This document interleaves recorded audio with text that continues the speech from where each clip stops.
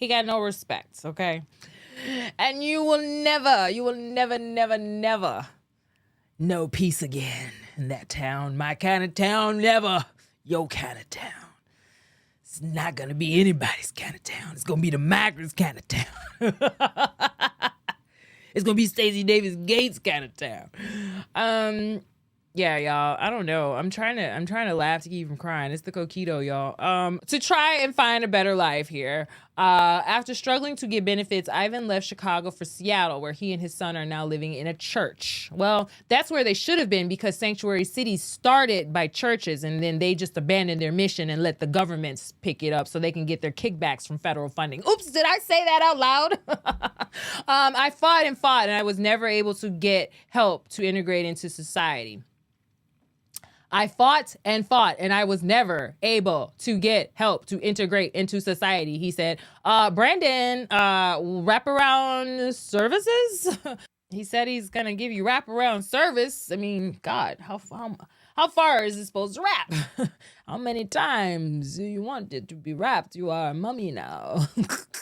That's all. He's just trying to save you from the afterlife. He's promised CTU the sun and the stars. Oh, you best believe he's going to kill himself trying to give it to him, right? Especially if he's afraid of Stacy Davis Gates, the way that I believe everyone should be, because she is a living witch. She's the bad type of witch, not the good witch, not the one who's going to get you back to your parents, not the one who's going to wave the magic wand and everything's okay. No, her wand is got spikes and daggers and the children better go run and hide.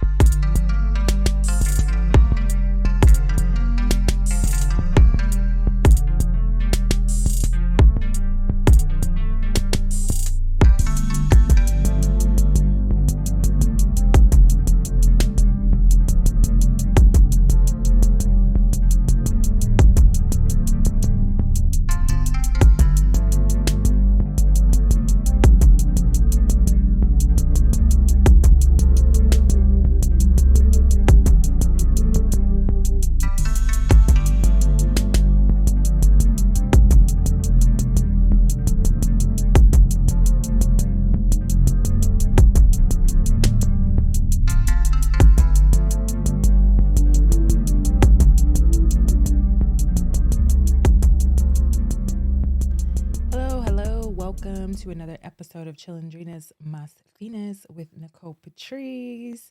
Happy holidays.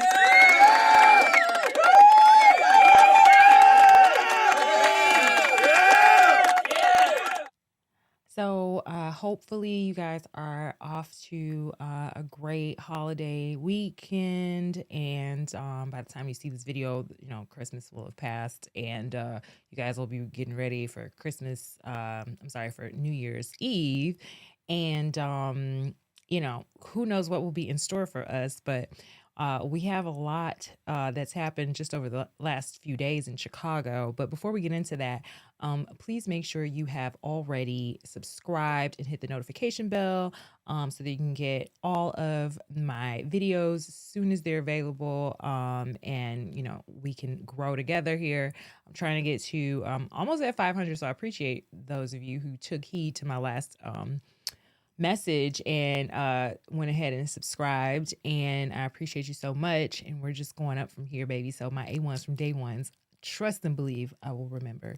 But yes, so a lot's going on in Chicago right now, and so Christmas, and I have my coquito ready to go here. I edited it out. I had a little issue. You guys didn't need to see it, but it's here now. It's ready. And so we are going to just go ahead and get started and talk about how our mayor, Mr. Brandon Johnson, he thought it was cool to, like, you know, try to fire Pedro Martinez. Well, it wasn't him. It was the school board. It was his appointed school board. Okay. Who, you know, basically... Well, no, the first school board resigned. So, right, he had an appointed school board, and they all basically resigned rather than fire Pedro Martinez. And then we turn around, And he tries to basically say he was not involved in anything trying to have him fired. He doesn't know where we're getting this from. But Stacy Gates has no problem saying that they have, a relationship personally, which we all kind of knew, and that she, wants things from him that he can't or won't deliver. They're still obviously trying to play as though they're not working hand in hand, or that he is, he is clearly, bound to her in some kind of way that we're not being, given privy, being privy to, right? And so, I don't know. I don't know why he's taking this approach, given that Stacy Gates, doesn't seem like a really nice person, first of all, and second of all, I don't think her kids are even in Chicago schools. Like, her kids go to private school. If Brandon's a product of CPS, which I didn't think so, but he could be. And so there's just a lot. And it's just the fact that you would have a school board that you mostly appointed, and then they were like, bro, you're going too far. And they even stepped down so that they wouldn't have to fire Pedro Martinez. You had principals and teachers come, 700 or so, write letters to support Pedro Martinez, and you blew that off, okay? You had your whole city council last week telling you that, hey, you've burned these bridges, or you're about to. We're gonna, maybe even the ones who are still siding with him this time were like, this is the last time we're gonna have to be able to defend you and your lack of collaboration and competency. And then, of course, you going around screaming you're the collaborator in chief doesn't really make you a lot of friends when people know in real life what the fuck is going on, okay? And excuse my French. And so you look at the whole picture and you're just like, man, who is this guy and why does he really want smoke? Like, because I can't understand how Chicago teachers are supporting this. I was very much behind Chicago public schools and the teachers, even though I knew very well administration, and it's the same thing with a lot of different industries and a lot of our service workers, even though they don't consider teachers service workers, but they're paraprofessionals, whatever. But the teachers are they're the ones who can basically get out of the union crap because they have the right to strike, even though they're essential as hell.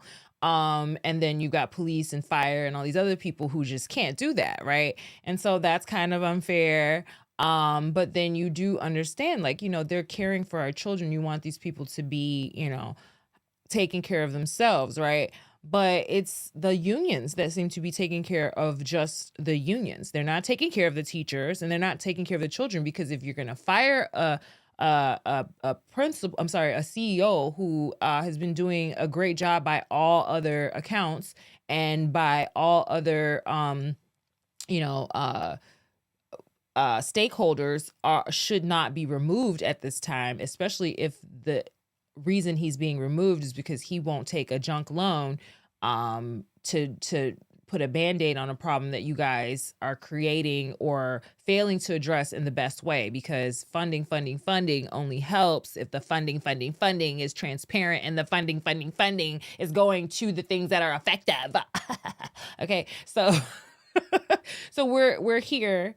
And we know that Brandon is not going to look at numbers. He's definitely not into austerity. He's definitely not into going back on his grand pie in the sky, promises. So if he's promised CTU the sun and the stars, oh, you best believe he's going to kill himself trying to give it to him, right? Especially if he's afraid of Stacy Davis Gates, the way that I believe everyone should be, because she is a living witch.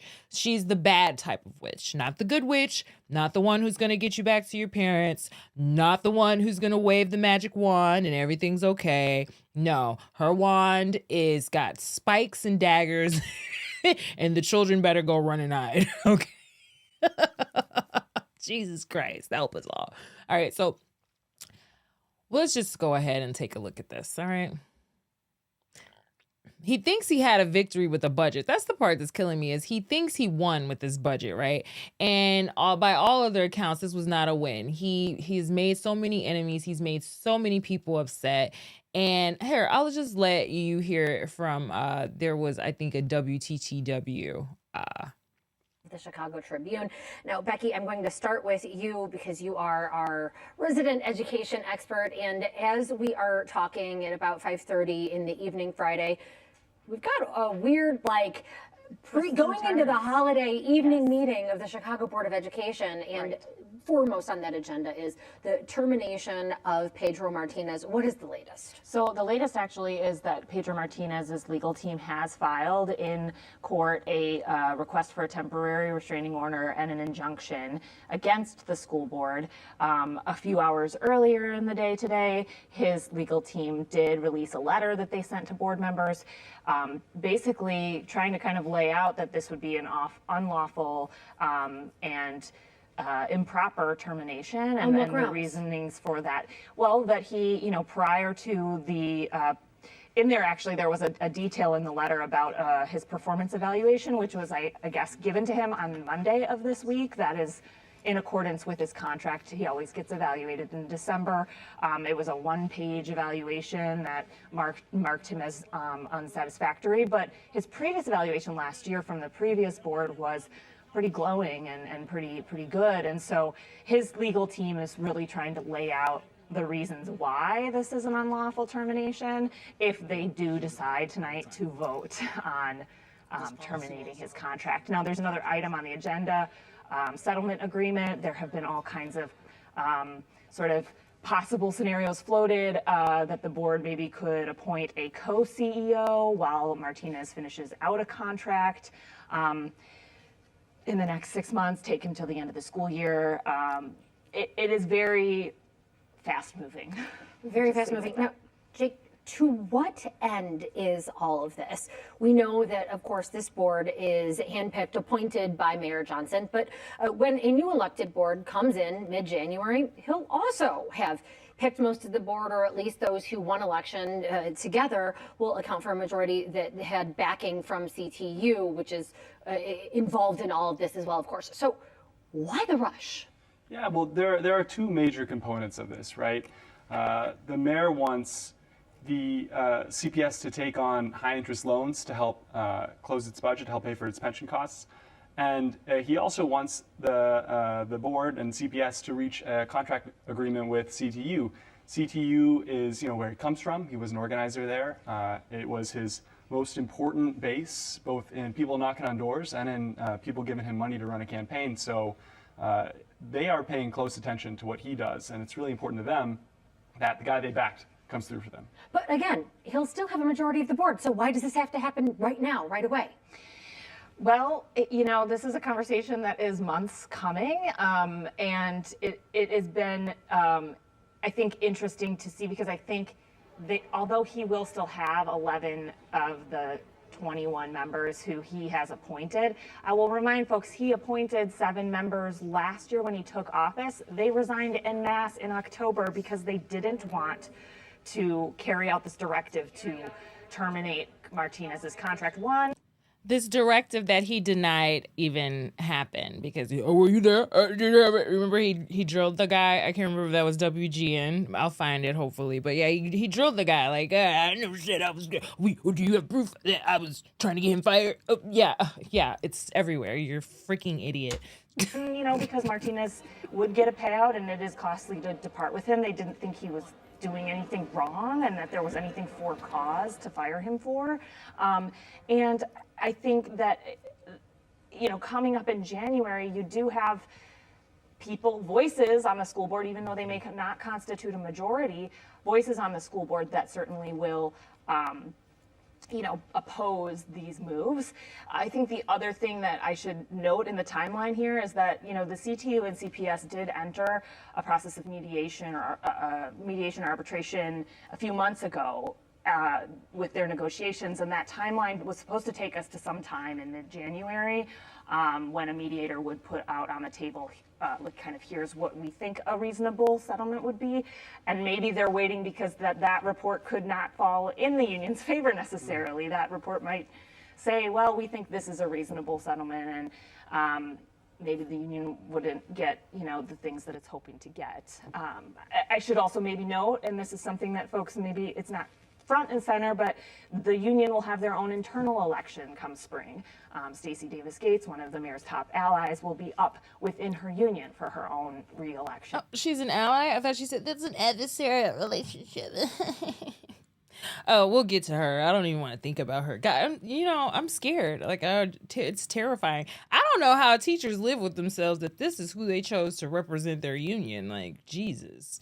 Are y'all trying to intimidate the children? I mean, it's given Hansel and Gretel. I definitely take her for somebody who would bake a kid. I'm just saying. I have no proof, but there's a feeling inside of me that says she's got recipes. In May. So, delivering a contract sooner than later is a good thing for her. Particularly a contract that has hefty raises and a lot of the other asks in terms of education that members of the CTU have been asking. Sure, and the contract did expire last June.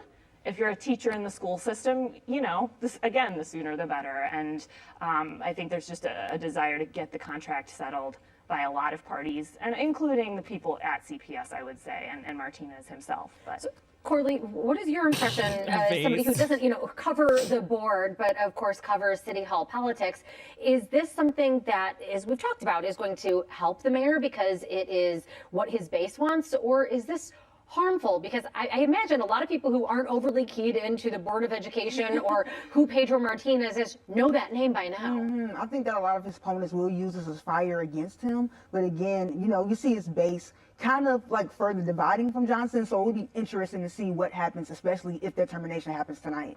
Jay, can you weigh in on that? I think this has been a long and drawn out fight, as Corley was saying, that has made the mayor look pretty bad in some ways. I think people have heard a case over and over again from Pedro Martinez about why his own vision is fine, and taking on loans might be a financial risk for the schools. I think it really puts a lot of the mayor's decisions into question. Does this feed into fodder that he is doing the bidding of the CTU? Hannah? I mean, I definitely think that, it's reasonable to think that at this point. Obviously he is. She don't want to get smacked. Look at her. She's scared. She like Stacy Davis Gates. Know where I live. She'll eat my babies. Is very close to, that is where he comes from. But, to Jake's point on the taking on more debt, Springfield has made it abundantly clear multiple times that the state is not going to be able to step in and fill any budget gaps for CPS. The state is going to be facing its own kind of fiscal cliff in the spring. And so, to have a plan that is, not forward facing, not long-term thinking, that can only come back to bite you.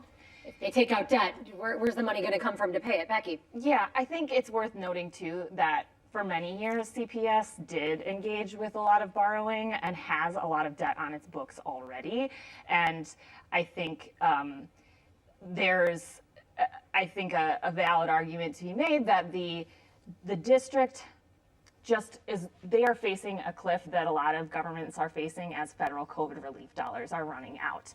And they, putting forward a short-term borrowing solution is not an entirely unreasonable concept when you are like, oh, wow, suddenly we're on this cliff.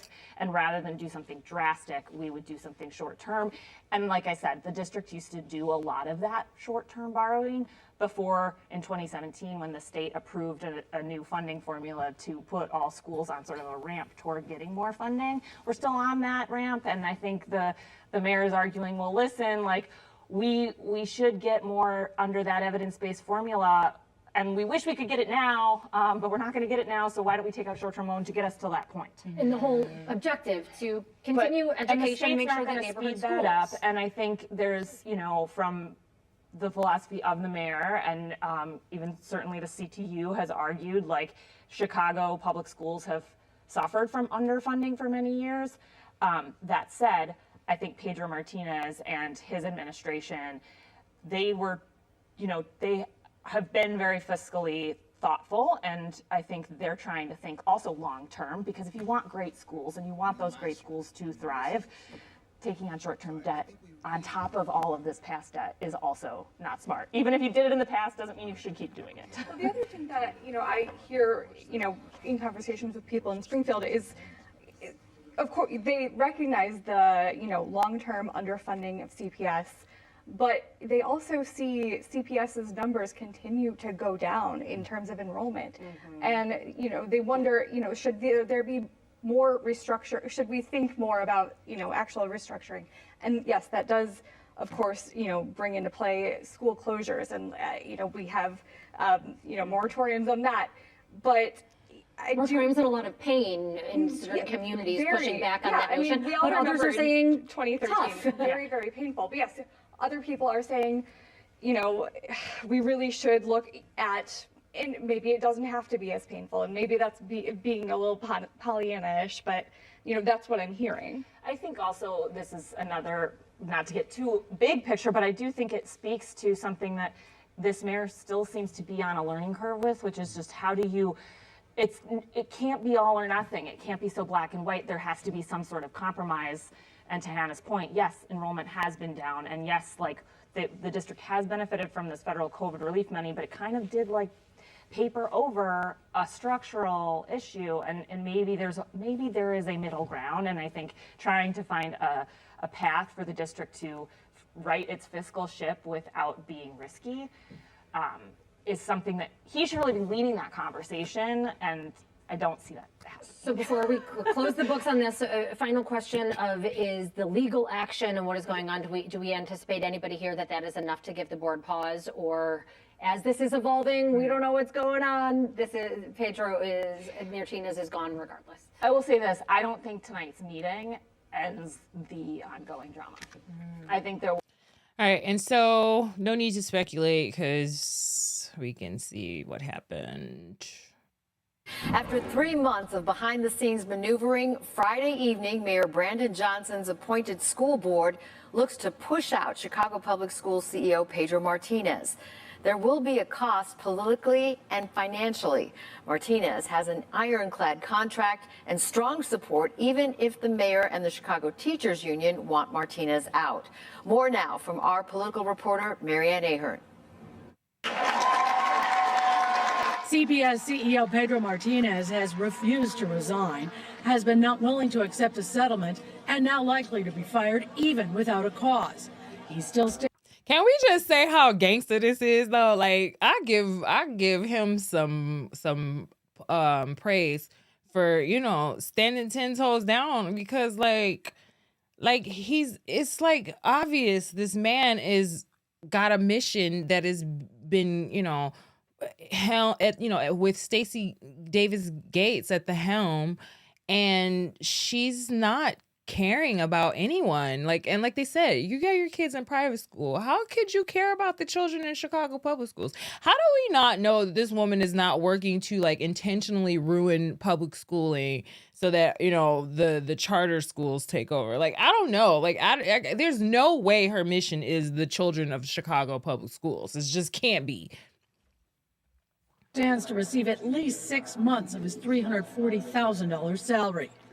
Secretary of State Alexi Janulius, mentioned as a possible 2027 mayoral candidate, questions the firing. The mayor should choose where they want positions of leadership.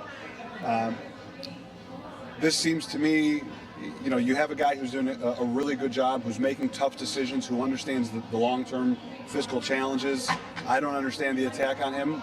I've worked with him. He's great. However, mayoral ally Alderman Byron Sicho-Lopez disagrees. We do think that this needs to be settled tomorrow. I urge the board members to make a decision. They are the ones calling to make a decision. This has become a distraction. The mayor's hand-picked school board resigned over the firing of Martinez and agreeing to a $300 million loan for the CTU contract.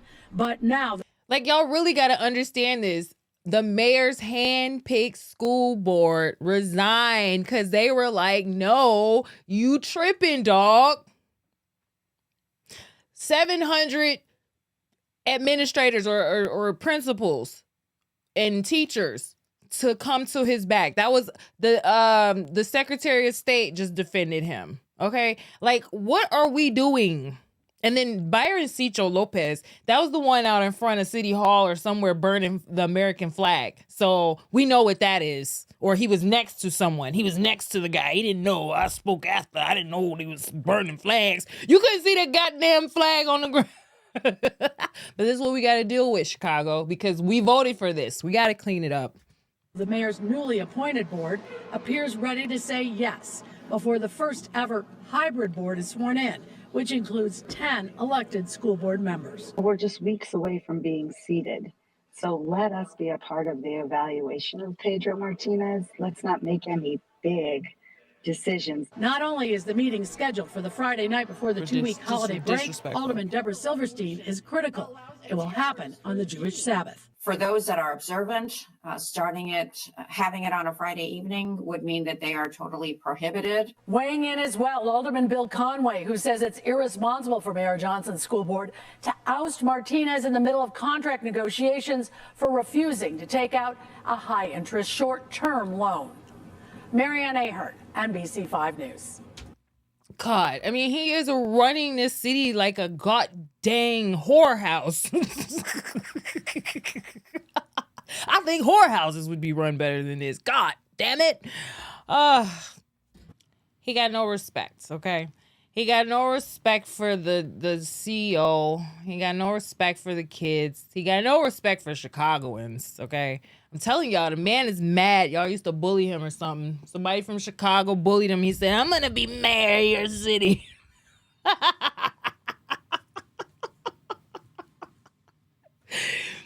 Somebody was bullying him. He said, I'm going to be mayor of your city one day.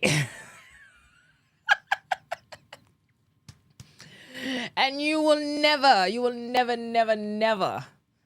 know peace again in that town. My kind of town, never your kind of town. It's not going to be anybody's kind of town. It's going to be the migrants' kind of town. It's going to be Stacy Davis Gates kind of town. Yeah, y'all, I don't know. I'm trying to laugh to keep from crying. It's the coquito, y'all. Okay, so yeah, he thinks he won with the budget. Now he thinks, even though the people were telling him, we really don't like you or trust you much, you know, Emmitt Mitts, Vasquez, like so many of his, you know, tried and true. Of course, Michelle Harris wouldn't say anything in defiance of anyone who's, you know, greasing the knobs. But, speaking of Michelle, yeah, so we're supposed to forget about everything because, you know, they say the right things a couple times and, you know, hand out turkeys like, you know, Nino Brown or Frank White or somebody, and then we're just supposed to move on. Some moments don't need words, just a shared plate and the people. Tonight in Eye on Chicago, a holiday tradition that began very small and turned into a massive operation. Jim Williams tells us how Christmas in the wards got its start, and it's still growing today. Aww. It began in just one ward. Now, Christmas in the wards is an annual event, making the holiday nicer for families across the city.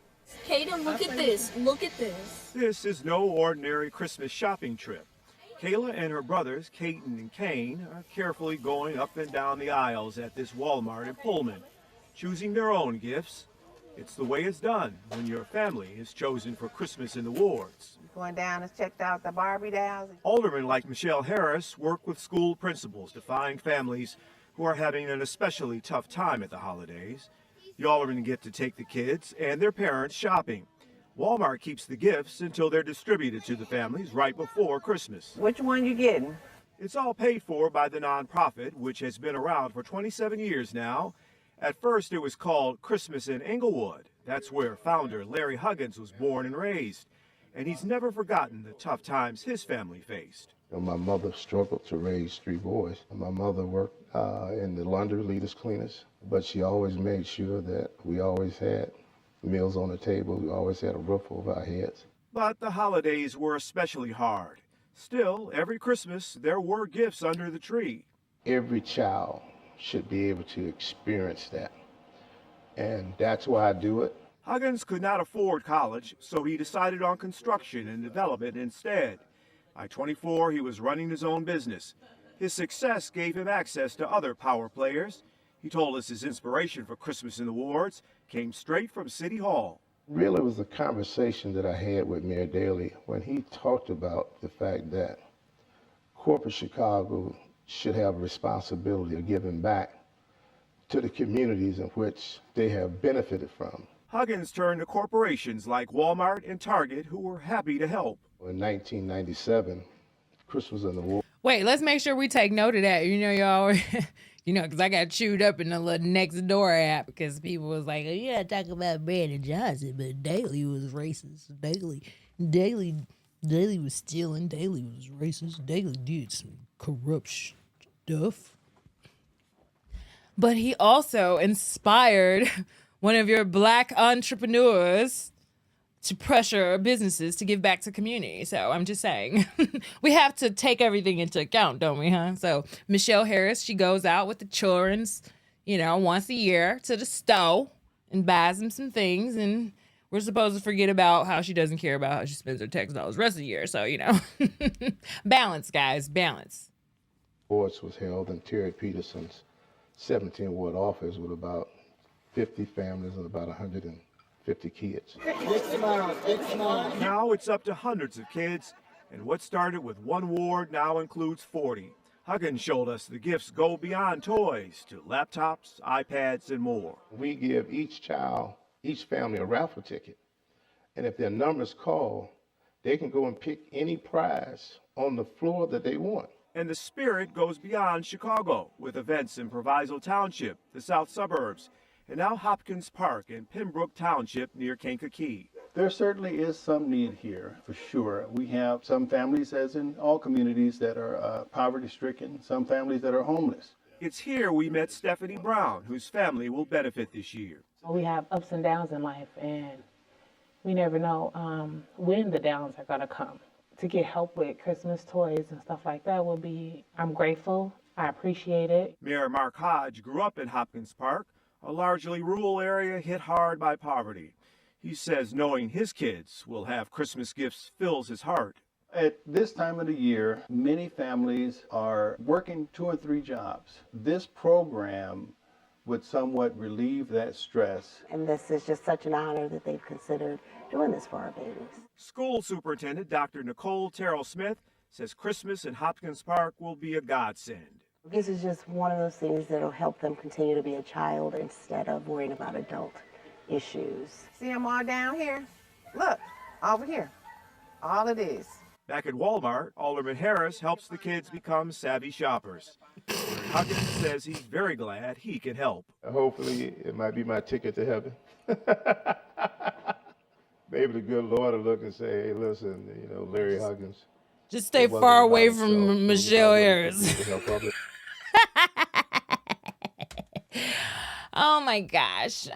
So yeah, that was great. But yeah, I do very much appreciate and love the fact that, yes, businesses should, especially if you came from that, you should always go back and give back. Like, that's just common sense. So, I mean, I'm glad Mayor Daley opened his eyes to the corporate responsibility of giving back, but also to the fact that, yeah, these bigger businesses need to also give back to our communities. But it doesn't help if you run them all out because you can't curb crime. You don't arrest the looters. The cycle continues. You're opening up payday loans and smoke shops and storage units instead of theaters and libraries and, you know, and bookstores and things. You know, let's have some balance here. Rec centers, okay? But all right, that's fine. Christmas in the wards. Lovely. Christmas in the wards. I wonder if Christmas is coming for everyone in Chicago, not just the few select students that Michelle Harris and, you know, Christmas in the wards chose, or, you know, Brandon Johnson and his lackeys. So here we have, the migrants. The migrants. Are they having a Merry Chicago Christmas, Brandon? Let's see. The never-ending line. Migrants wait for benefits that never come. This is from Block Club Chicago, published on the 19th of December, 2024. The Watch by Mina Bloom, Francia Garcia Hernandez, Ariel Pereira, Arelli, and Colin Boyle. Okay. And so city officials are winding down Chicago's emergency response to the new arrivals, but the seemingly endless line outside of State Resource Center in Humboldt Park is a visible reminder of the daily struggles thousands still face. And so this is a picture of the corner of this building, wherein you see several mostly Hispanic appearing people, lined up in coats with some children, some women on their phones, you know, standing lined around the corner, apparently at this facility, which is the DHS, Department of Human Services, State of Illinois, 2753 West North Avenue in Humboldt Park, which is, I believe, Jesse, what's her name? Ward. I can't remember her name. Fuentes. All right. And so, yeah, here we go. We'll just read this for you real quick. Let's just go full screen. All right, and so Chicago, they wait and wait and wait. Some wait for hours, some for days, some for months. The families line up outside the state government office at Northern California Avenues as early as 4 every morning, several hours before it opens to secure their spots. To pass the time, some sit and park cars, others strike up conversations while their children run around. Some buy empanadas and bottled water from vendors who work out of their cars or set up stands nearby. The families know the wait can be long, sometimes up to 10 hours, and they know it can be fruitless. In many cases, they leave with merely a piece of paper reminding them they'll have to come back. When they return, they'll start the process all over again. Okay. Here's another pic of the lines around the block here. Okay. All right, and so the Illinois Department of Human Services Family Resource Center has become the go-to spot for migrants looking for cash, rent, for groceries, rent, and medical bills. So they're there to get cash for groceries, rent, and medical bills, okay, from the state of Illinois, not the city of Chicago. Okay. Assistance they need to stave off hunger and homelessness. This fall, city officials began closing temporary migrant shelters, and I believe they've closed all of them officially as of now is what they're saying. So no more migrants in shelters means all the migrants have housing, right? And jobs and food, right? Signaling an end to Chicago's emergency response to the new arrivals. Yet the seemingly endless line outside the State Resource Center is a visible reminder of the daily struggles thousands of migrants still face in Chicago. Oh, so 2 years in and they still got problems. Wow. I thought we were giving wraparound services, Mr. Mayor. The Humboldt Park facility served about 120,000 people from January through early December. That's double the number for all of last year, according to Daisy Contreras, spokesperson for the Illinois Department of Human Services. Okay. The state agency is directing Chicago's new arrivals to the Humboldt Park office, but many are going there on their own again and again. Well, yeah, if that's the only place they can get help, I think that's why they do it. All right. Contreras said the surge at the Illinois Department of Human Services office is fueled by misinformation. Asylum seekers wrongly believe they can secure government assistance by going to the State Resource Center repeatedly, she said. I wonder where they would get that information from. From each other? Well, then why don't you have an authority talk to them and tell them the real deal? Why can't you give them the right information? Are there not staff that can talk to them? I don't know. Who knows? Block Club has found recent arrivals are returning to the facility because they're desperate and don't have money to pay for basic necessities. More than 2 years after migrants began arriving in Chicago, needing food. We knew that. They came here sick. They came here hungry. They came here cold. Still ain't gave them shit. Oh, excuse me. Needing food and shelter. The line is a sign the city has moved into a different, slower moving emergency, and government officials aren't responding with urgency. They never were. Note to you guys. They just pretended to, just letting you know. You fell for it. The people of Chicago are good. They help a lot. Ivan, who came to Chicago from Colombia early this year, said while waiting in line in October, but the government doesn't help. Oh, Ivan already knows. Ya sabía Ivan. Ya sabía Ivan muy bien qué está pasando acá. Okay, ya sabía, pero ustedes, okay, mi gente del barrio, mis americanos, mis negros, ellos no saben nada, ellos no pueden ver nada, ellos tienen todas las excusas por todo está pasando, pero ya sabe Iván que acaba de llegar. Muy bien. No job, no house, no food. Sandra and her 3 children, ages 9, 15, and 16, left Colombia to escape violence in the country through jungles, okay, before reaching Chicago about 3 months ago, and their hardships are mounting. Sandra's 9-year-old son has asthma, which has grown worse with the cold weather, she said, and her 16-year-old son was recently diagnosed with schizophrenia after having an emotional crisis and repeatedly running away from the shelter where they've been living. I thought they had wraparound services. She couldn't get an asthma pump? She couldn't get a freaking psychiatrist to deal with her son and give him meds? What happened to the wraparound services? ¿Quién lo pagó? Huh? ¿Dónde fue? Huh? Okay, Sandra has an outstanding $2,200 medical bill that she can't pay. Oh, what happened to the wraparound services? I'm going to keep asking because this was wraparound, remember?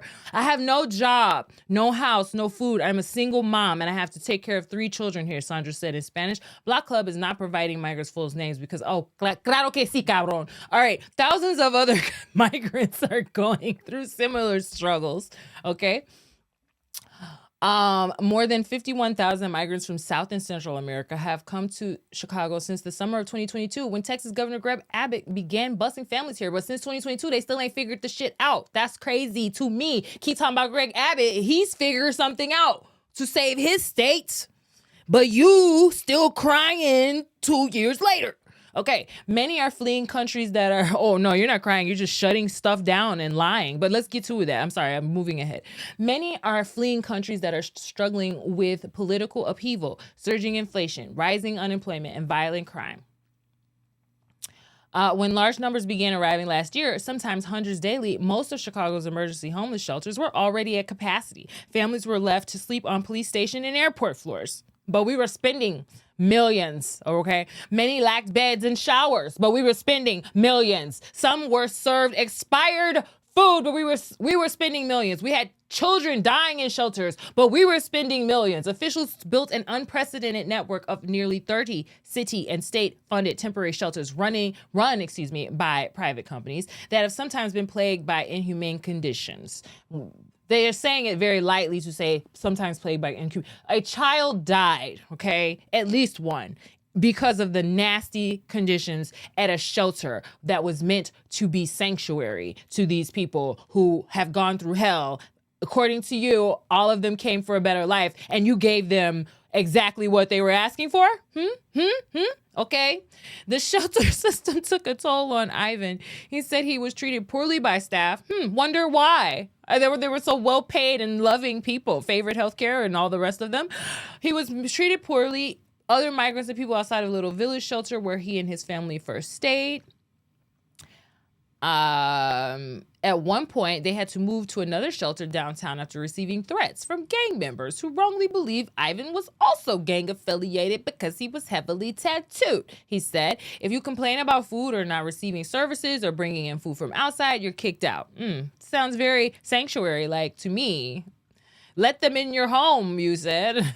And you guys, look how you're treating them. I don't know. Through it all, Ivan said he struggled to find work while taking care of his 2-year-old son. He headed to the state Human Services facility in Humboldt Park this fall, trying to get assistance to buy food. He waited and waited, and after finally getting inside the Humboldt Park Public Aid Office and talking to a caseworker, like just to get in, okay, he was told to come back another day. Aww. Ivan ended up having to get back in line several times. On one occasion, he waited 10 hours before he was turned away. Qué desafortunada. For migrants like Ivan, getting help from the government is especially difficult. The federal government has a temporary protected status program that gives immigrants limited time permission to live and work in the U.S. if they come from countries experiencing extreme problems like civil war or natural disasters. Coquito está trabajando muy duro, okay? Venezuela is on that list, but Colombia is not, meaning Ivan doesn't have an easy pathway to work legally. Lovely for Ivan, isn't it? State Rep Lillian Jimenez. Did Ivan know any of this before he got here? Could have, but guess what? When you lie on the CPP, CBPAP, whatever the freak that crap was Biden and Kamala, were scamming them all with and giving flights, they were not all on foot. Please stop believing it. Okay? People saw them on those planes not going through TSA, not showing documents, but okay. Meaning Ivan doesn't have an easy pathway to work legally. State Rep Lillian Jimenez, who represents the area where the Humboldt Park facility is located, said federal eligibility requirements are overly complicated and exclusionary. There might be someone from Honduras or Ecuador who hears that someone from Venezuela or Mexico are eligible for benefits. They might think, I'm eligible for this. Let me line up and get this service, says Jimenez, who works as a refugee coordinator for the Illinois Department of Human Services and as an immigration lawyer before she was elected. You can imagine the amount of desperation that may exist among people who just traveled a lot of time on foot or in U.S. government-funded flights, okay, to try and find a better life here. After struggling to get benefits, Ivan left Chicago for Seattle, where he and his son are now living in a church. Well, that's where they should have been because sanctuary cities started by churches, and then they just abandoned their mission and let the governments pick it up so they can get their kickbacks from federal funding. Oops, did I say that out loud? I fought, and I was never able to get help to integrate into society. I fought, and I was never able to get help to integrate into society, he said. Brandon, WRAPAROUND SERVICES? A surge of migrant cases. Other migrants are turning to the Humboldt Park Resource Center because they're struggling to keep the jobs and apartments that they have. Asylum seekers are only eligible for work permits if they have TPS, it's temporary protected status, parole status, or have been in the country for 150 days after filing an asylum claim. But even if they do qualify, they usually have to get through an extensive backlog of federal work permit processing. Ay, cabrón. Excuse me, which can take months, okay? The arduous process has left many unemployed, taking odd jobs for little pay or panhandling. Anyone who's on the South Side knows they've seen these people with their babies on the corners in the middle of the street. It's so sad, and it's unfortunate that the mayor doesn't think that this is a sign of his failed policies and his failed administration. And scamming. It's got to be some scamming happening here because how wraparound, how millions for 50,000 migrants, you spent 500, 400, 600 million, and you can't freaking account for where the hell this money went from for real. The arduous process that left many unemployed taking odd jobs for little pay or panhandling. Through word of mouth, thousands have heard they can apply for government assistance. Luisa from Colombia lives in a 2-bedroom apartment in the back of the yards with her brother and her newborn baby. She moved there after a few months of staying in a shelter and briefly living on the street. Her brother has a job at Home Depot that helps pay for their $1,500 a month rent, but his income is inconsistent and they need more money to pay for food and other necessities, she said. Luisa said she went to the State Human Services facility 40 times over the course of a few months to apply for benefits, but caseworkers just kept telling her to come back another time. Every time we come here, it's the same thing, she said, as she comforted her newborn while waiting in line in October. They tell us to check back later, but we're here every day. Luisa, I thought you didn't know. I thought you didn't know why they keep coming back. They feel like if they keep coming back, they're going to get some. Well, it says here, the caseworker, she says the worker told her to check later. So she comes back. What do you want her to do? She waited all day. She gets there. You give her nothing. She's going to come back tomorrow. She has nothing. She needs it. Hello. All right. Luisa says she was a victim of violence in Colombia and hope that might help her, excuse me, but it hasn't. So then you're in here pouring your whole, abuse story out to these people, and then they don't care. Okay. Many others with similar experiences have tried to apply for a state benefit program called Victims of Trafficking, Torture, and Other Serious Crimes. Launched in 2018, the program offers health insurance and food and cash assistance to victims for up to a year while they work toward asylum. Applications submitted to the resource center that processes and maintains those cases in Cook County, called the Special Units Location, have risen more than 600% since 2021, according to a Block Club analysis of state data. But migrants have struggled to access benefits through the state program. Eligibility requirements changed in July, causing confusion. And in mid-October, the program shut down after funding ran out. About 5,000 migrants also received help from a state program run with Catholic Charities that covered 3 months of rent. But funding for that initiative has run out. So 5,000 migrants with no housing from Catholic Charities after 3 months of rent, and that's all done now. And then you got hundreds and thousands of, at least tens of thousands who are still waiting on some financial relief in the form of work permits or jobs or housing or whatever, right? And then now we're looking at, so it says here, now the excuse me. Now the chances of migrants getting government benefits are much slimmer. Undocumented immigrants may qualify for WIC, a federal nutrition program for women, infants, and children, and emergency Medicaid, but they're ineligible for most state and federal benefits. Still, many families keep going to the center because they don't see any other options as they struggle for food and safe housing. Okay, and then this other talking more is about a 38-week pregnant wife and their 2 twins in Humboldt Park, and they're in a shelter and they need help. They keep sending stuff and it's not reviewed. They keep coming back. I'm desperate to get the medical card because she's going to give birth, and that's costly. And then misinformation or desperation. Following a sharp decline in new arrivals, Mayor Brandon Johnson's administration is now closing most of the city-run shelters and absorbing them into the city's existing shelter network. And announcing the plan in October, Johnson touted the city's response to the new arrivals, telling reporters there's nowhere else on the planet that's been able to stand the test of time in this crisis. He's so full of shit. There's a link right here, right above here, and it's in the Block Club, which I probably should go into as well. Lost in translation, migrant kids struggle in segregated Chicago schools. We already got English native speaking children here who are struggling to read, write, and do math in the 80th percentile range, okay? And then we got 80% of kids can't read, write, or do math that are native English speaking in English speaking classrooms. And then you're going to throw a bunch of migrant children in there who are likely not speaking English at the level that they could be or should be, if they were learning the whole time since birth or, whatever. And so you think that's not going to drain the school systems even more? And then now you want funding for your friends at CTU, but is this going to address any of this? No, I don't know. You had wraparound. What was the money? What was it for? In announcing the plan in October, Johnson, moving on. But the complicated federal work permit process and the lack of affordable housing options have created a new set of obstacles for migrants trying to make Chicago their home, according to interviews with advocates and migrant families. Okay. State officials don't take responsibility for the long line, instead blaming misinformation for drawing people who should be seeking help elsewhere.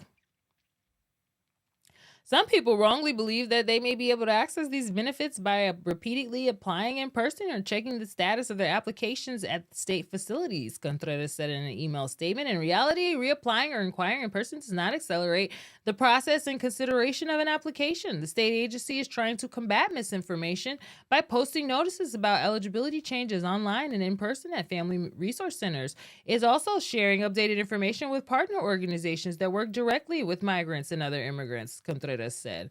There is not, however, any easy way to tell an tell applicants as a group that they are or are not eligible for rights, as each application must be reviewed individually for potential eligibility for federal benefits or other programs, Contreras says. Helping families may be complicated because many include a mix of U.S. citizens and documented and undocumented immigrants. Oh, wow, I didn't know that. Who are not all eligible for the same benefits, she added. What? These people aren't a monolith? Oh, my God. Oh. Sandra, the migrant from Colombia, now has to find a new place for her and her sons to live. The uptown shelters where they've been staying is closing at the end of the month. She tried 3 times to get benefits through the Humboldt Park Resource Center. Aw. Pero qué le dijeron, huh? Que espera y regresa. Oh, quien lo dijo a esperar es misinformación. She filled out paperwork to the best of her ability. I filled out what I understood, and I waited in long lines in the cold. Sandra left empty-handed each time. If I had known it would be this hard, I wouldn't have risked my children's lives traveling through the jungle. So many countries, everything we went through in the 4 months, traveling from Colombia to here, she said, tears welling up in her eyes. Oh, my God. But sanctuary. Who did this to them? Who did this to them? It wasn't Greg Abbott. It wasn't Kamala either, because she said, don't come. And they should have heard that and took heed. But you, Brandon, you, Pritzker, you told them we're going to take care of you. We have wraparound services. And you had all of them, the ones who got the goods, and they call in their friends. They're like, hey, Jorge, look what happened to me in Chicago, man. Venga y vamos a vivir rico, right? And then you turn around and you freaking have no system and no order, and you're clearly spending the money in ways that is not making it to the migrants, okay? So you got plenty of people who wish they never came, plenty of people who are ready to go back. I don't know how that's going to happen if you won't let Tom Homan come in here and deport them, because that's what they're begging for. All right. And so, I mean, not all of them, but God, I mean, Jesus, you don't see it? Like, she said she would have never came here if she'd have known it would have been this hard, waiting in line for 10 hours. I was being tortured in my country, but this line, Jesus. Migrants are waiting for nothing, okay? And then what does the city have to say? What does the city have to say? The city says, oh, we're going to stop tracking migrants. Yes, that's what the city said. Block Club Chicago, okay? Y'all don't believe me? Here it is right there. Block Club Chicago. Migrants. City stops tracking migrants as it closes remaining shelters. The city is ending services targeted specifically at migrants, including closing the landing zone downtown, ceasing a census count for new arrivals, meaning that Greg Abbott can send a bus, migrants can get off, and they're just going to go wherever.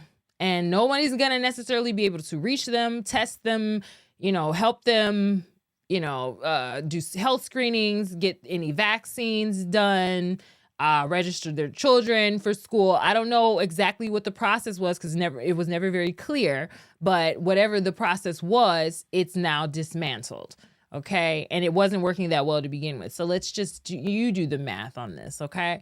So they're going to stop counting the new arrivals. So now we're just going to have people here that we have no idea where they are, what they're doing, how they're doing it. I hope you're okay with that, Chicago. Chicago is ending services targeted specifically at helping migrants after more than 2 years of challenges and uncertainty. With the migrant landing zone officially closed Thursday, the city said Friday it will stop issuing daily shelter census updates, marking the end of a pivotal chapter in its response to the migrant crisis. In a statement Friday, Office of Emergency Management and communication officials said the migrant mission will be fully demobilized by December 31st. The Johnson administration is grateful for the support and cooperation of individual Chicagoans, mutual aid groups, because it was a whole lot of individual Chicagoans that took most of that up, okay? Mutual aid groups, community-based organizations, faith communities, philanthropy, and many others. The statement read, "We appreciate their partnership as our city responded with urgency, compassion, and fiscal responsibility to the rapid arrival of large numbers of asylum seekers and other migrants." All right, so since 2022, August, 51,649, that's 51,649 migrants have arrived in Chicago, most on buses sent by Texas Governor Greg Abbott as a protest against federal immigration policy. That's the ones they tracked. Again, people was coming on planes too. Currently, 2,476 migrants, and again, these are the people who were detained at the border. So 51,649 that came on buses from Greg Abbott are not all of the migrants, people. Let's think here. If you snuck across the border, you didn't get on Greg Abbott's bus, okay? If your friend told you they already had an apartment up here in Chicago, you just made your way to Chicago and you didn't stop at no landing zone. You went to your friend's apartment, okay? Currently, 2,476 migrants are still living in 6 city and state-run shelters in Chicago, according to the city. The remaining migrant and open shelters, remaining migrant and open shelters will be combined with the city's overall homeless shelter system and will be available to anyone seeking shelter beginning in January 2025, according to the Office of Emergency Management and Communications. So they're going to combine services for the citizen homeless, okay, with the illegal homeless, okay? Y'all caught up, okay? The city is opening, because they had special set-aside priority, the migrants, okay? The city is opening a new resource center, the Shelter Placement Resource Center at 2241 South Halsted, to replace the migrant landing zone. The Pilsen site previously served as a temporary migrant shelter. That's the one where the little boy died from sepsis, the 4-year-old, 2-year-old, I don't remember, 4 or 5, something like that.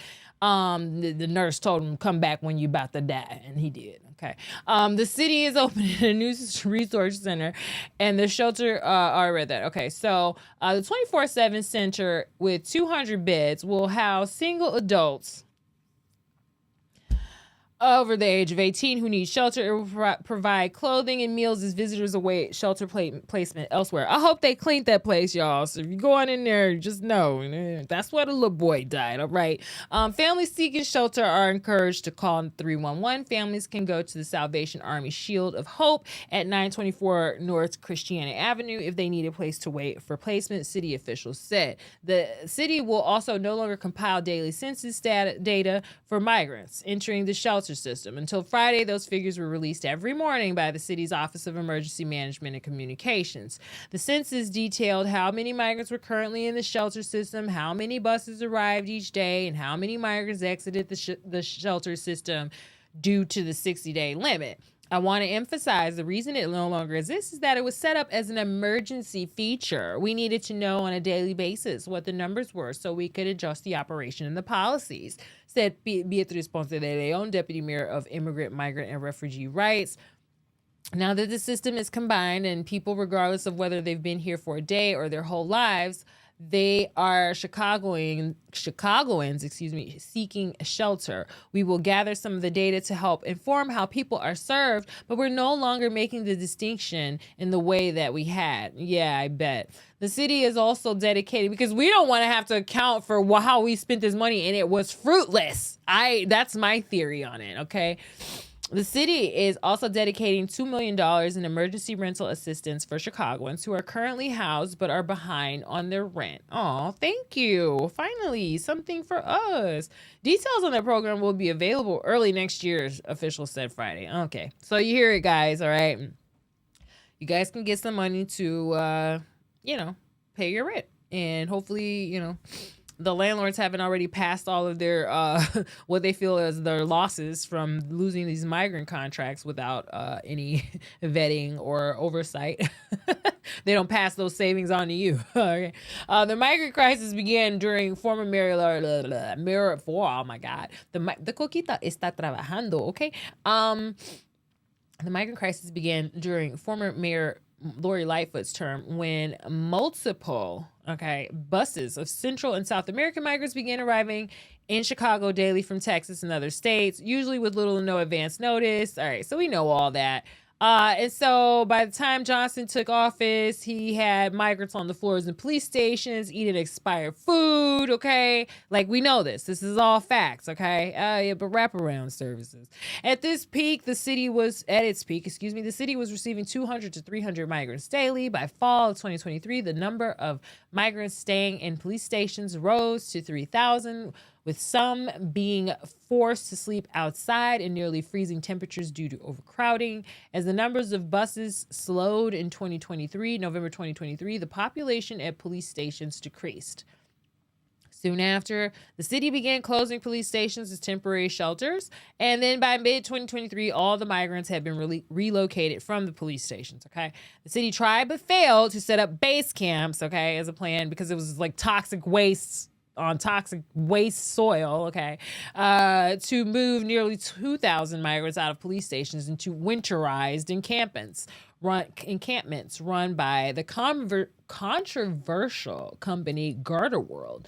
The administration abandoned those efforts at the behest of J.B. Pritzker after an environmental report on a proposed Brighton Park site showed it was located on contaminated soil. And his neighbors blasted the plan, and boy, were they blasting it. Remember?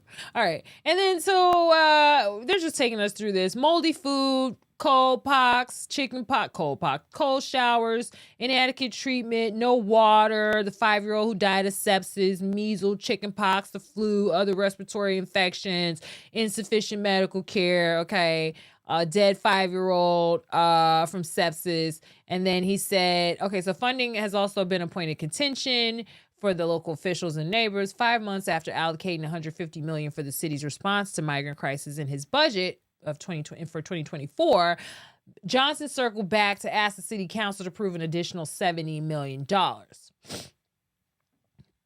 Right. So that was what was that? My math. Oh my God. 220. Okay. Right? Yeah. All right, $220 million. And then the funding was ultimately approved, but not without pushback from critics and residents who voiced concerns about the money going towards migrants over Chicagoans.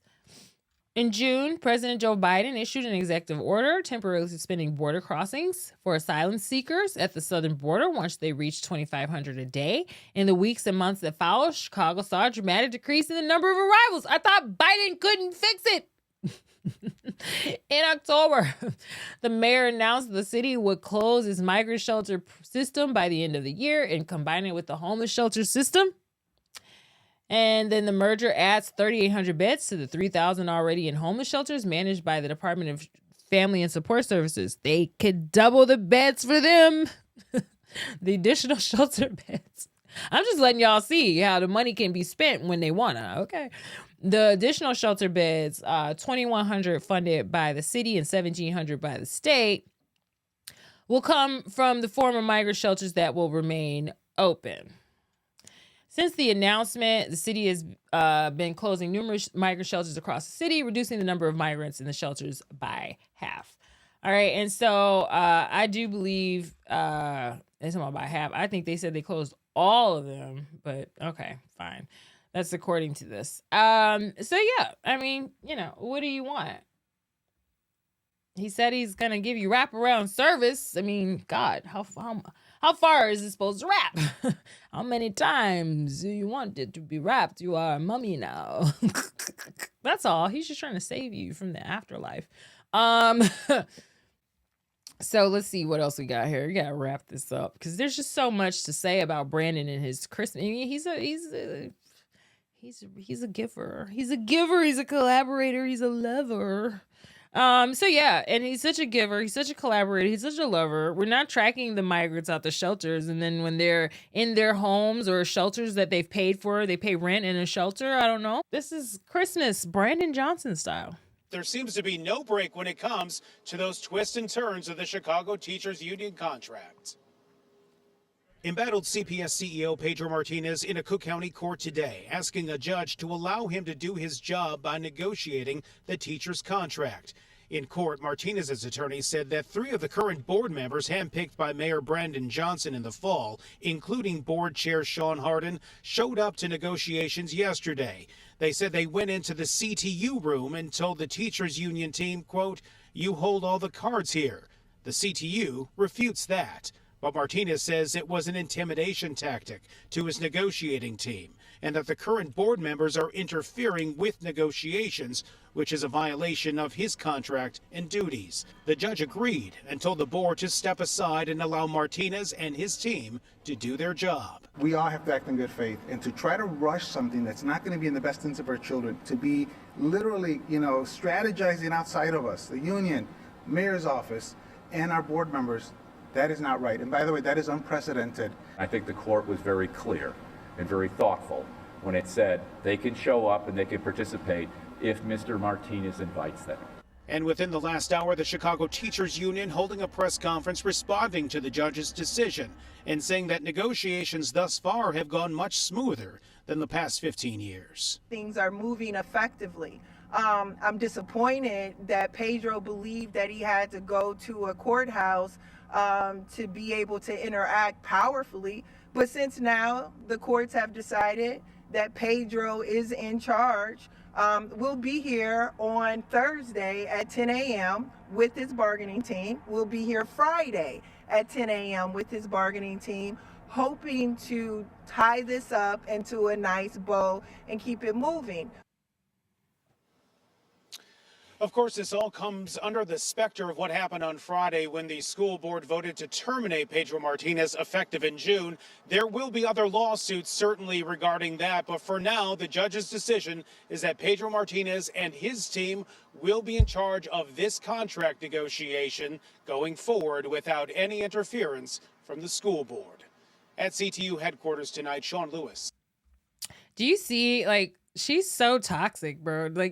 She's such a freaking narcissist, and this is so toxic. And she's telling on herself. You can just hear exactly what she's really saying is, we were bullying him. We have been colluding against him. He has been intimidated. He did have to go to a court of law because we were not going to act lawfully. That's exactly what she's admitting. Teachers Union holding a press conference responding to the judge's decision and saying that negotiations. And then the constant trying to emasculate him. She's an emasculator. Look at her. She's standing here. She looked like she looked like she's fumbling Pedro and Brandon's balls right in her fucking front pocket right now. Thus far have gone much smoother than the past 15 years. Things are moving effectively. I'm disappointed. Ya estoy harta esa cabrona. That Pedro believed that he had to go to a courthouse to be able to interact powerfully. But since now the courts have decided that Pedro is in charge, we'll be here on Thursday at 10 a.m. with his bargaining team. We'll be here Friday at 10 a.m. with his bargaining team, hoping to tie this up into a nice bow and keep it moving. She doesn't want to tie anything into a nice bow. She wants her money to spend how she wants to spend it, and that's that. All right, and so, yeah, Stacy Davis Gates is she's the devil. I don't even know how anybody picked that, for anything at all. Just saying. All right, so, yeah, that's weird that she really thinks that she can talk about people like this publicly, but you guys voted for that. And this is the kind of woman who, we put in positions of leadership. She's no different than a Kamala. Okay, this is the same crap we would have been getting on a federal level. Okay, we've got to do better with selecting emotionally intelligent women, because this woman here is a witch. I don't know how else to say it, and I don't mean to defame witches in any way, but that is the definition of what bad witches look like. Jesus Christ, save the children. Oh yeah, so back to Mayor Johnson. So, everyone wants to have a Merry Christmas. I thought the migrants are supposed to have a. Questions remain after dozens of migrants in Chicago's South Shore neighborhood say they were forced out into the cold just one day before Christmas Eve. Some say they weren't even allowed to retrieve their belongings, but a spokesperson for the mayor's office says the building they were staying in is unsafe. Julian Cruz is live at the Chicago Police Department. They've been in that building for over a year, but okay. Department's 3rd District with the latest. Julian. Well, Ben, city personnel converging on a large South Shore apartment building accompanied by a large presence of Chicago police officers. Spokespeople for the mayor's office telling us that the migrants are being moved due to safety concerns in the building, but members of the community telling us that the operation was both chaotic and heavy-handed. I saw groups of children. There's ladies with newborns in their arms. Neighbors distressed to see families in the cold at 74th and South Phillips the day before Christmas Eve. They can't even get their coats out of their apartments. Warming buses and the Salvation Army among various city agencies here to support what the mayor's office calls an evacuation due to safety concerns in the large South Shore apartment building, but the migrants telling us that there wasn't adequate notice. Por ejemplo, yo no tengo ni pan de irme y tengo dos hijos pequeños. I have two small children, a migrant father tells us. One is 2 years old and the other 3, and I don't have anywhere to go. Others upset with what they say is a confusing situation and the abruptness with which city departments and police remove migrants from the building. La mayoría hemos perdido documentos, ropa, zapatos. The majority of us have lost our documents, our clothes, and our shoes, a mother of 2 tells us, anguished most especially by the inability to retrieve crucially important documents. Nosotros pagamos un mes aquí. We have paid a month for $1,200, and it's only been 10 days, this man tells us. Many confused about where they'll go and what happens to the rent money that they say they already paid at the large apartment building on the 7300 block of South Phillips. Spokespeople for the Salvation Army in a written statement say that there have been serious issues with residents in the building over the past month, and too many occupants moved into the building, causing deplorable conditions. Sources telling us that it was Chicago's building department making the call to evacuate the apartment building. 6 families, we are told, transported to the New Life shelter, others taken to the city's new intake center, and another group refusing transport to other area shelters. On the South Shore, Julian Cruz, WGN News. So, you know,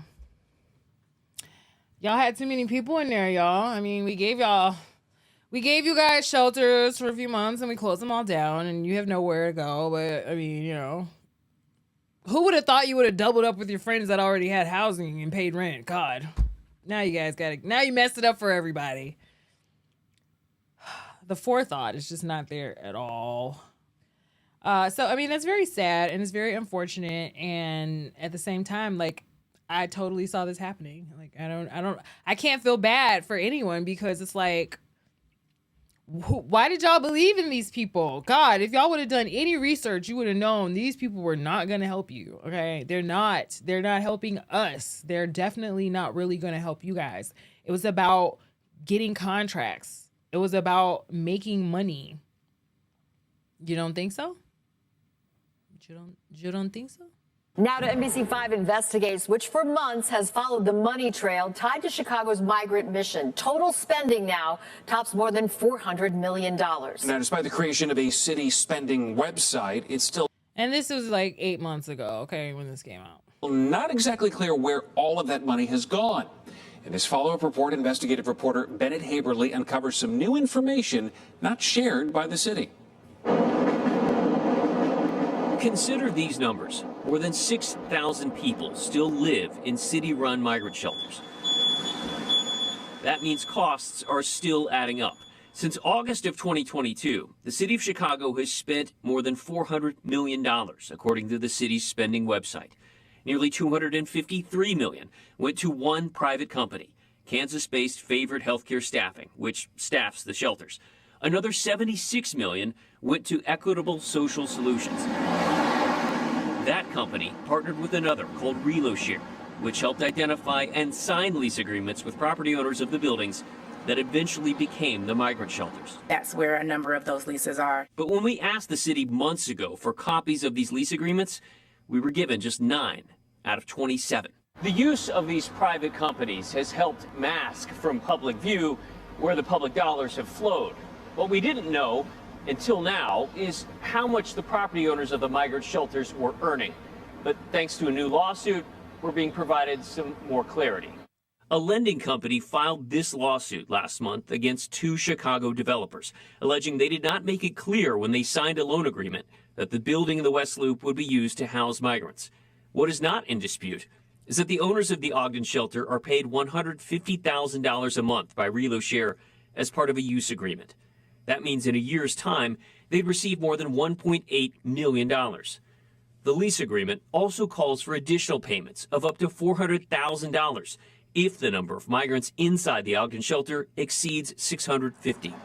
The latest figures show more than 700 people still live here. If there are public dollars involved, shouldn't the public know where they flow? 100%. Back in March, Alderman Andre Vasquez, the chair of the City Council's Migrant Committee, told us aldermen themselves have had a hard time accounting for all the spending. That's still the question that's out there. When we attempted to ask Mayor Brandon Johnson about this at the time, he said this. Again, we're meeting you right where you are. Were it not for this new lawsuit, the public would have no idea how much these property owners are earning. All right, good afternoon, everyone. Thank you. We pressed the mayor about this last week and asked if he would consider adding the information to the city's website.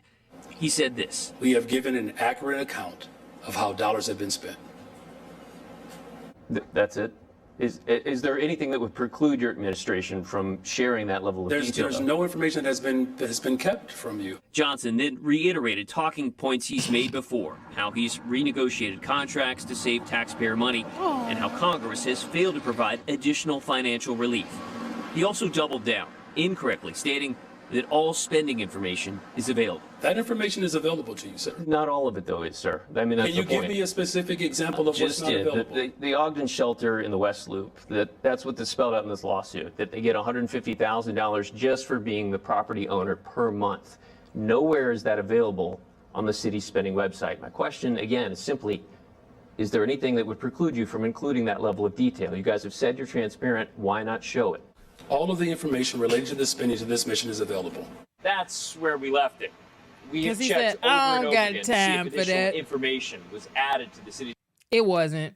All right, so what, you want to hear? website. If it is, we'll let you know. Yeah, exactly. It wasn't. All right, so I mean, you just have to wonder, you know, you'll close these shelters, you spend the money, you throw people out after they pay rent. Like, how are you getting away with any of this?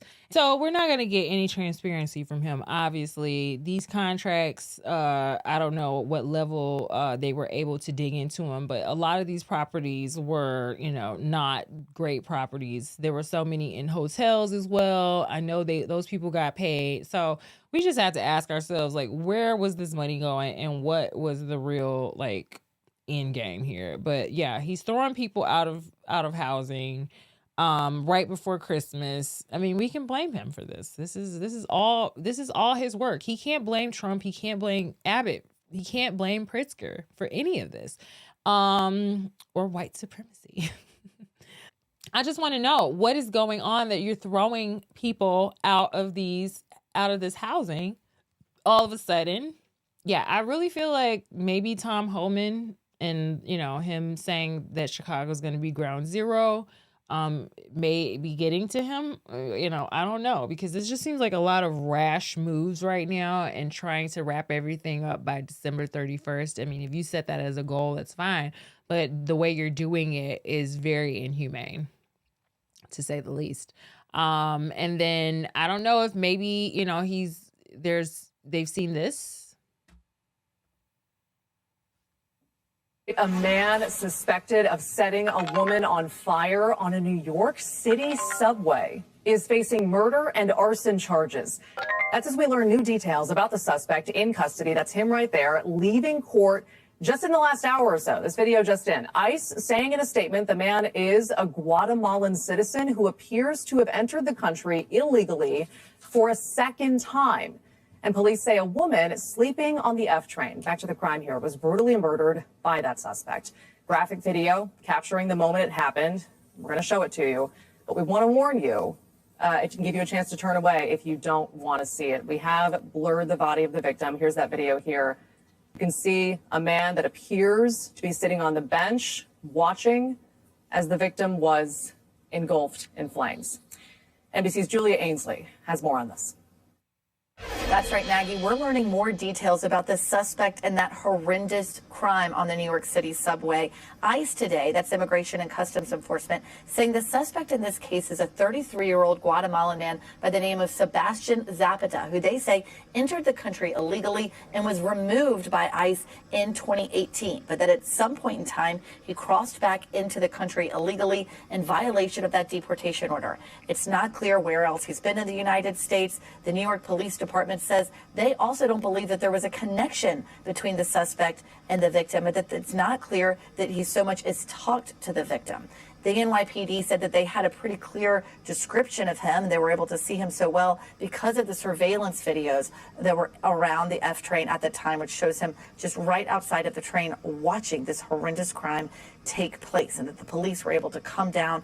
But it was before it was too late for this woman because they smelled smoke. So in the meantime, ICE has issued a detainer to the NYPD so that whenever this suspect is finished with his time in the process, even if that's after a sentencing for homicide and arson, they could then take custody of him and deport him. So more details as we learn it, Maggie, about this suspect and this horrendous crime. So I don't know. I mean, we have a mayor who says he's going to protect, as well as our governor, all migrants, all illegals or legal migrants. No human is illegal.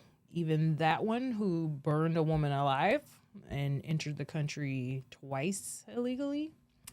Yeah, so I don't know. Maybe he's meeting himself in the middle. And he's at a crossroads. But I don't want any of that for my people here in Chicago. And I am sorry for the citizens of New York. I'm sorry for, there was a little black girl who was killed. I mean, y'all act like y'all don't want to believe none of this stuff. Y'all think I just be making this stuff up because I don't like people or it's a certain group of people I'm picking on. It ain't nothing like that. It's the truth.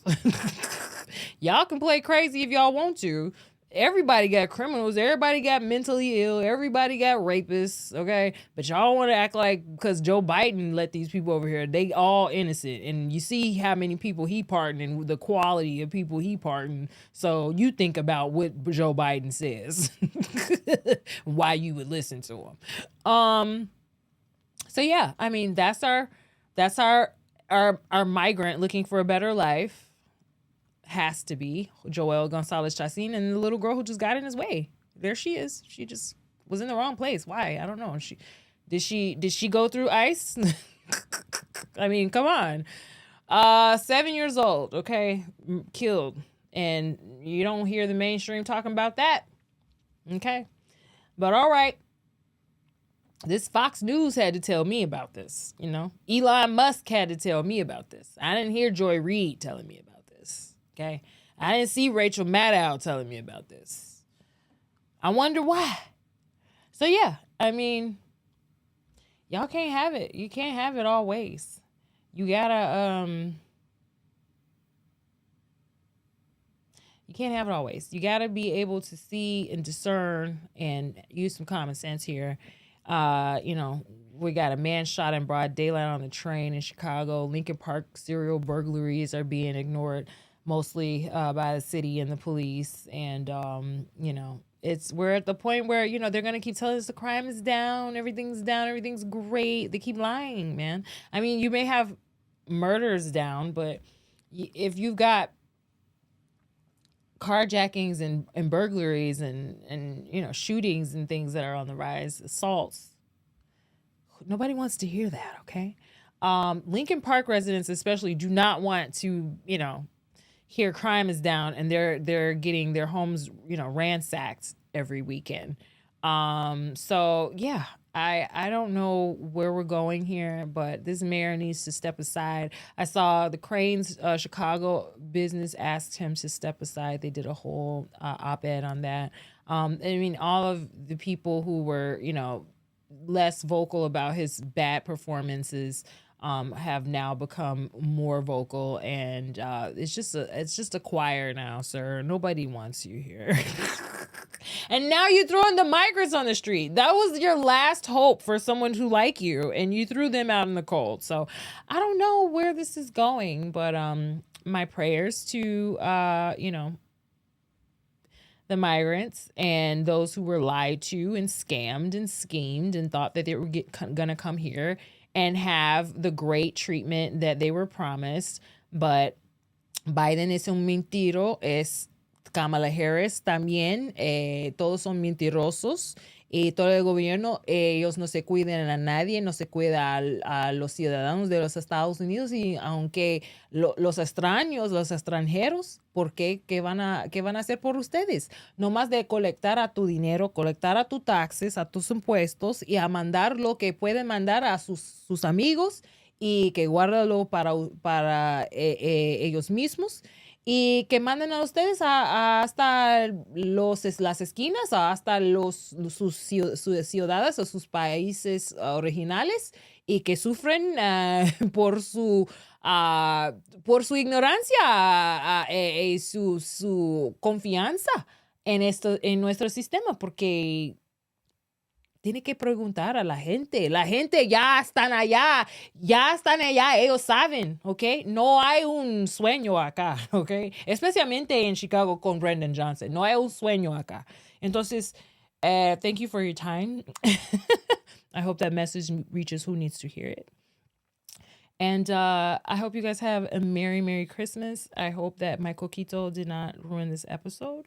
And and you guys are going to have a wonderful new year regardless of what's happening. But yeah, January 20th is going to be very interesting to see. But it looks like Brandon's trying to get on the right side of this already.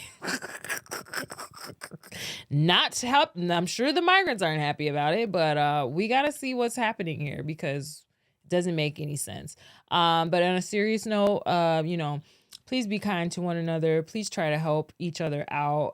It's not the migrants' fault that they got lied to. It's not their fault that they've been scammed like the rest of us. Please don't take it out on them. But we do need to let them deport who's a criminal because we don't want people getting set on fire on trains. We have enough of our own crazy criminals and mentally unstable people here, including our mayor, that we would love to send on a train, not for any particular reason other than he needs a ride away from the city safely. Okay. All right, you guys, have a good one. Peace.